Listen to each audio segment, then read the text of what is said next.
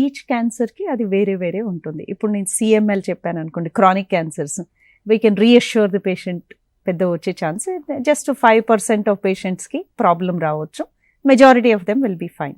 ఇంకొకటి మైలోమా అని ఉంది అనుకోండి, ఆల్మోస్ట్ 90% ఆఫ్ పేషెంట్స్ రెస్పాండ్ అవుతారు. అది బాగా కంప్లీట్ రెమిషన్ వచ్చిందా, బాగా డెప్త్లో ఉందా అనేది కొంచెం డిఫరెంట్. మనకి జెనెటిక్ ఇన్ఫర్మేషను ఇవన్నీ యూస్ఫుల్ ఉంటుంది కౌన్సిల్ చేయడానికి. మళ్ళీ వచ్చే ఛాన్స్ ఎట్లా ఉంది, ఎంత స్ట్రాంగ్గా ట్రీట్ చేయాలి, ఇవన్నీ. అదే బ్లడ్ క్యాన్సర్స్లో, అక్యూట్ ల్యూకీమియాస్లో వచ్చేసరికి హై రిస్కా, లో రిస్కా, ఇంటర్మీడియట్ రిస్కా అని డిఫరెన్షియేట్ చేయటం చాలా ఇంపార్టెంట్.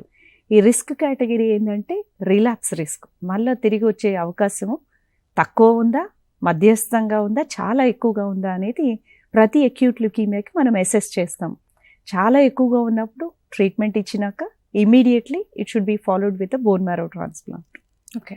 లో రిస్క్లో ఉన్నప్పుడు ఓన్లీ ట్రీట్మెంట్స్ కీమో కానీ స్టాండర్డ్ కీమో ఇచ్చేసి ఆపేసి మానిటర్ చేస్తుంటాం. సో మైలోమాలో నేను చెప్పా కదా 80% ఆఫ్ పేషెంట్స్ రెస్పాండ్ అవుతారు. దాంట్లో ఆల్మోస్ట్ 60-70% ఆఫ్ పేషెంట్స్ బాగానే ఉంటారు number of years. They will relapse at a later date. Myeloma అనేది క్రానిక్ డిసీజ్. బట్ అదే లింఫోమాలో అనుకోండి 70% ఆఫ్ పేషెంట్స్ కంప్లీట్గా పోతుంది, కొద్ది మందికి సగం పోతుంది, ఒక ఓన్లీ 5-10 మందికి పోదు అసలు. ఆ సగం పోయిన వాళ్ళకి, మొత్తం క్లియర్ అయిన వాళ్ళకి, కవ్వనోళ్ళకి మనము బోన్ మ్యారో ట్రాన్స్ప్లాంటు, ఈ కొత్త థెరపీసు, ఈ కార్టీసెల్ థెరపీ అవి వాడతాం. గుడ్ 50-60% పోతుంది. ఆ పోయిన వాళ్ళల్లో మళ్ళా తిరిగి రాకుండా ఉండటానికి ఏం చేయాలనేది మనం ఆలోచిస్తాం.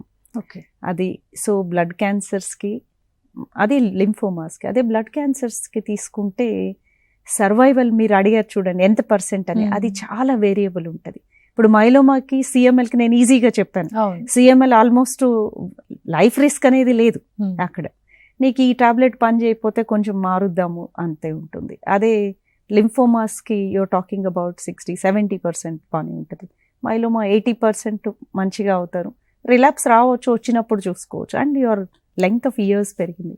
బట్ ప్రాబ్లం ఎక్కడ వస్తుందంటే అక్యూట్ ల్యూకీమియా, బ్లడ్ క్యాన్సర్స్లో అక్యూట్గా వచ్చే వాళ్ళల్లో పేషెంట్స్ ఈజీగా వాకిన్ అయ్యే వాళ్ళకి ఒక అవుట్కమ్ ఉంటుంది, ICUలో వచ్చే వాళ్ళకి ఒక అవుట్కమ్ ఉంటుంది, అండ్ ఏజ్ తక్కువ వాళ్ళకు ఒకటి ఉంటుంది, ఏజ్ ఎక్కువ వాళ్ళకు ఒకటి ఉంటుంది. అది జన్యుపరంగా బ్యాడ్ రిస్క్ జెనెటిక్స్ ఉంటే ఒక రకంగా ఉంటుంది. So it is very variable.